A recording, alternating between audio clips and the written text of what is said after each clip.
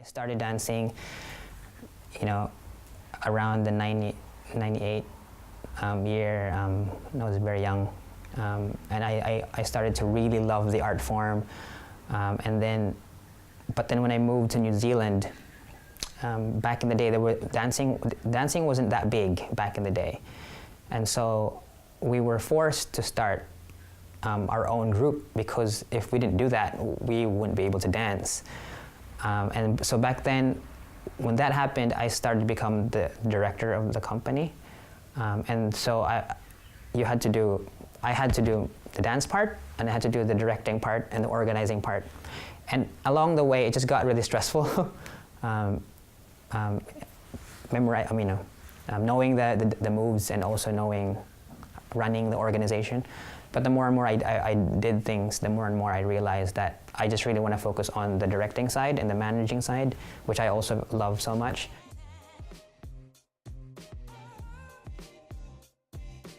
We've always kind of been a dancerpreneur since the beginning, since we started 888 Funk in 2001 in New Zealand. We've always, because as you know, in the art scene, if you don't do anything, jobs or things are not going to come to you, so you have to create things. I have a mentor that told me it's easier to climb than to wait. My name is Joel. I'm the director of 888 Funk Dance Company. I started my dance career in the Philippines, then I moved to New Zealand to start 888 Funk. I moved to Melbourne in 2011, and just been doing things here since then. Started a couple of brands such as Jam Republic in Australia, and also Grounded, and I'm also the director of Hip Hop International Australia. And it's very exciting stuff that we're doing here.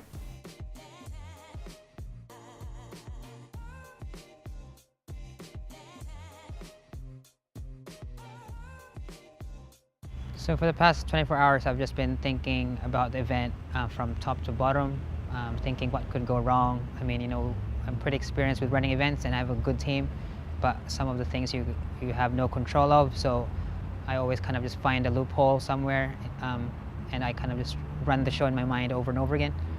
So that's basically what has been in my mind, man. It's been crazy.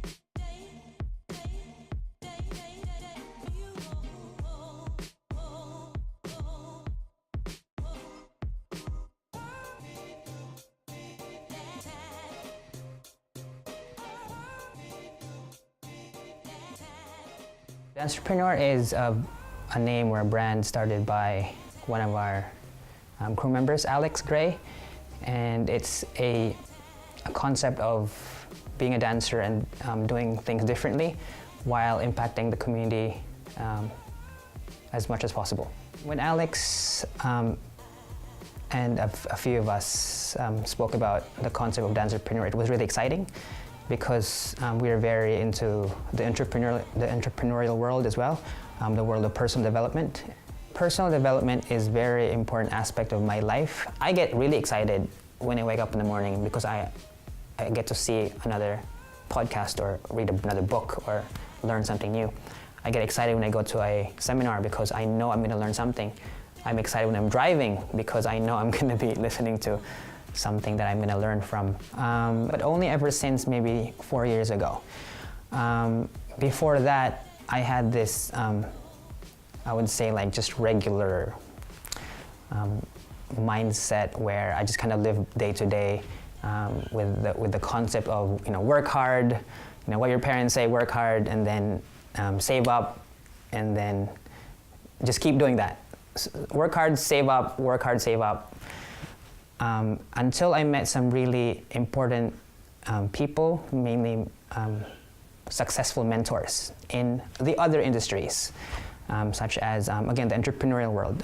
I started to discover personal development seminars, and there's lots of that in like the Melbourne Convention Center.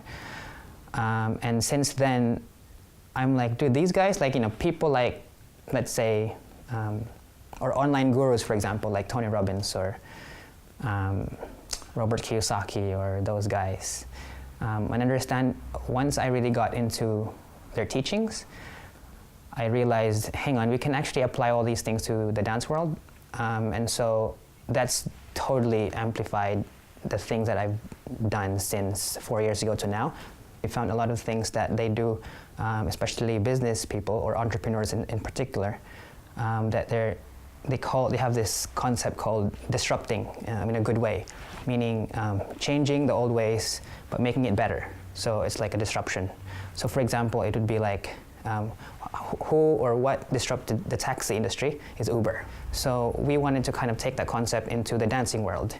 How can we make things better, make things easier, and it's more convenient for everyone. And there's definitely a lot of things in the dance world that we can make better. And so that was the motivation in terms of, that concept of being a dancerpreneur.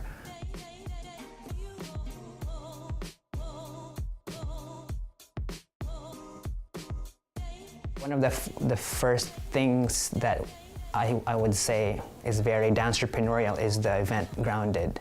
So one of our slogans is pushing the boundaries of art and entertainment. So for example, we thought, because Grounded is a street versus stage, meaning all styles dance competition. And so, previously you'd only usually see street dance versus street dancers, or contemporary versus contemporary, or ballet versus ballet. And so we thought, why don't we create a platform where styles doesn't really matter so much, but it's more of the idea or the concepts that you create as a dancer or with the style that you have. And so that's what you see with Grounded. You see contemporary versus street dance versus tap is now getting involved. But it's not really judging who's better, like hip hop or contemporary or lyrical or whatever. It's because it's a conceptual competition. It's a choreographic competition. So, and it works so well. And with that, it actually also promotes collaboration with those guys. Because most of the time, street dancers don't ever see or get to hang out with contemporary people, and vice versa. People are starting to get to know each other from different worlds, starting to work together, and also becoming friends, which is, I think, very important. It's been so amazing and so much fun having good people with you in your dance crew. And that's why I would always encourage people to have a dance crew, or at least a team. When you're working solo, especially nowadays, it's so hard to work solo because things are so fast. Imagine watching or like scrolling through social media. It's like less than a second. And that's the speed, that's like an indication of how fast the world is going. One person cannot cope with that.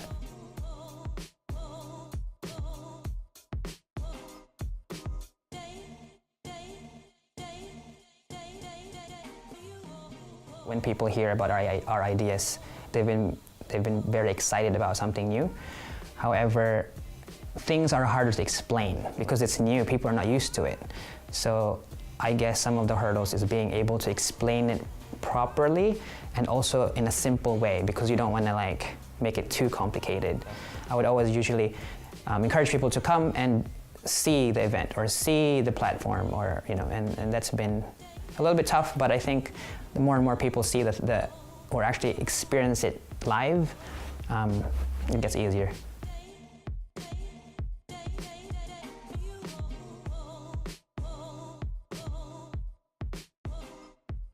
Whenever we host like an international choreographer or a superstar, we always think of the fun part. Like, you don't want to just talk about dancing all the time.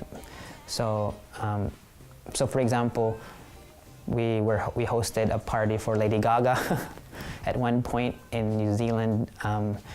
At first, we were just hanging out with the dancers, and then at some point, Lady Gaga joined the party. So we were with Lady Gaga. Another event was with Black Eyed Peas. Another event with, just recently here, we were hosting the Justin Bieber dancers. And so we were backstage, and I get to see the artists up and close. Not so much for the artists. I mean, they're all same. They're all people. But it's just really cool to kind of get a close perspective on those things, and also get the community to kind of meet that kind of side. So, for example, with the Justin Bieber project we had a few months ago, early this year, we organized the Purpose Tour Children. And we organized the whole country, helped the Justin Bieber team find children to perform with him. And it was amazing, like, because we connected the kids to the Justin Bieber team, and they performed on stage with Justin Bieber. And it's all online. You can see it all online, just YouTube Children Purpose Tour. And the kids are just, like, so happy. And just to see that, those are definitely memories that you kind of, nobody gets paid for it. I don't get paid for it, but it's not, you kind of need to find a different kind of impact in the world. And so those kind of memories are very important, and they've been, like, very memorable. Okay, so the world of health is, I think, very crucial for a dancer. My regime in keeping a healthy lifestyle is food is number one. So in the morning, I would have my lemon water, and then I would have, the proper amount of water the whole day, 8 glasses. And then I would always eat healthy, like as much as possible vegetarian. Again, you could be, if you want to be vegetarian, you want to eat meat, that's totally up to your research. I believe I have like a 90% vegetarian diet. I eat as much as possible raw. But I also have moments where I might have a 3-month period where it's really busy. So I might not eat as healthy as I want to be. I think I would describe myself as quite typical when growing up as a dancer, like not eating healthy, just eating really quick food, like not whole food at all, like fast food stuff. I used to work at a studio above like a fast food restaurant, and every after class I would just order a fast food burger. I'm not going to mention the name of it. But, and that was just me for like 10 or so years. But then growing up and starting when I got quite sick, at one point I had some pains in my body and had to go to, they had to hospitalize me, emergency, without warning. Okay, so I was really like, just normal, happy, healthy. The next day I found myself in the hospital. It was a quick visit, but then it made me think like, man, you might think you're healthy outside, but you don't know what's happening inside. And I started to realize, hang on, what's wrong with it? Like I'm healthy, I'm happy, I'm not really stressed, I'm surrounded by good people. But the one thing that was wrong was what I was eating. It was horrible. But again, because I didn't really understand it. So to me, it's really important because I really want to show or educate the dancers, maybe young or old dancers, that it's so vital if you want to sustain a career in it. Dancerpreneurship and health and well-being, I think, is the next generation on how we can develop our dance community, and also making sure that we don't just think about ourselves, but provide value to the general public and the world.